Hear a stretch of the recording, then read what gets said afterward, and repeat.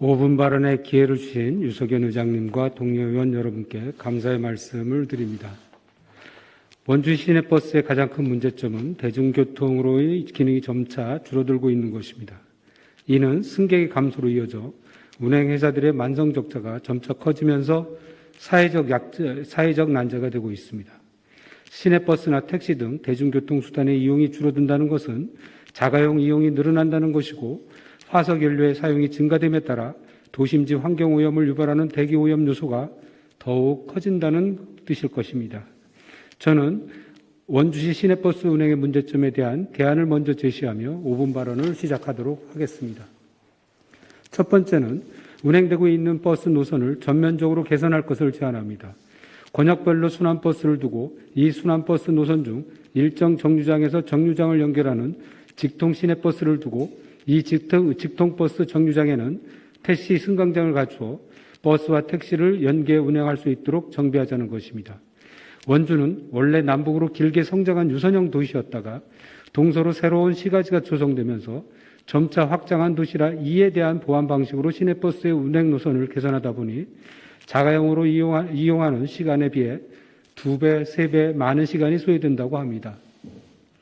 두 번째는 일정한 시간대에는 대중교통, 즉 시내버스, 택시, 승합차 등 한정된 차량만 진입이 가능한 도로를 지정하자는 것입니다. 일정한 시간, 즉 출퇴근 시간이나 통학 시간대에는 자가용의 진입을 차단하는 도로를 만들어 보자는 것입니다. 자가용의 이동 시간은 길어지겠지만 대중교통을 이용할 때는 그만큼 시간이 줄어들 것이고, 이는 개인 차량을 이용할 때의 편리함은 줄겠으나 그만큼 환경오염 인자도 줄어들게 될 것입니다. 세 번째는 시내버스의 준공영제 도입입니다.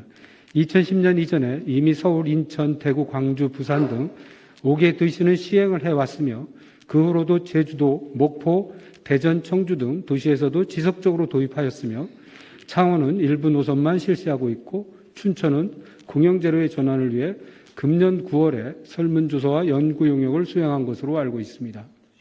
춘천시장께서 한 인터뷰 내용을 보면 기초연금을 받는 65세 이상 노인을 무료로 시내버스를 이용할 수 있도록 지원한다고 했으며, 이때 대중교통은 시민의 이동권을 보장하는 독재 개념으로 접근해야 한다고 했습니다.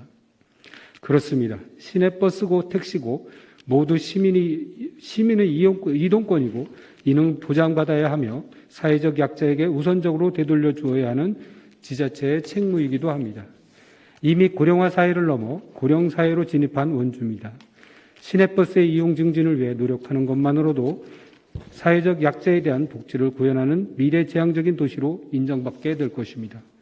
현재 원주시에서는 2019년도에 카드 할인 환승, 비수익 노선이나 벽지 노선 손실 보상 등으로 약 73억 정도를 지원해 왔으나 최근 코로나19로 인해 재정 지원 금액 약 7억, 2020년도부터 추가된 근로여건 개선을 위해 지원한 금액 5억 8천 등 제외하면 2020년도에는 67억 5천 원으로 약 5억 4천여만 원이 감소돼 집행되었고, 2021년도에도 편성된 예산 현황이 약 80억 원인데 이 중에 코로나19로 인한 재정지원금 16억 5천만 원이라 실제로는 약 64억 5천만 원이 지원될 예정이니 19년도와 대비해 약 8억 5천만 원이 감소되어 집행되는 것입니다.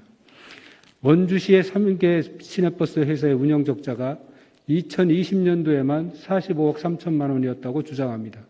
승객 40%가 감소되었고 전 노선이 비수익화되었다고 합니다. 그러므로 집행부의 담당 부서에서는 예산 편성 시에 시내버스 경영 수지 및 운송 원가 현실화 방안을 위해 전문가의 용역도 필요하고, 이에 따라 손실 보상금을 반영해 편성하려는 노력도 해야 할 것입니다. 이와 별도로 근본적인 방안으로는 승객의 증원 방안을 모색해 원천적인 대책을 강구하려는 시책도 마련해야 할 것입니다.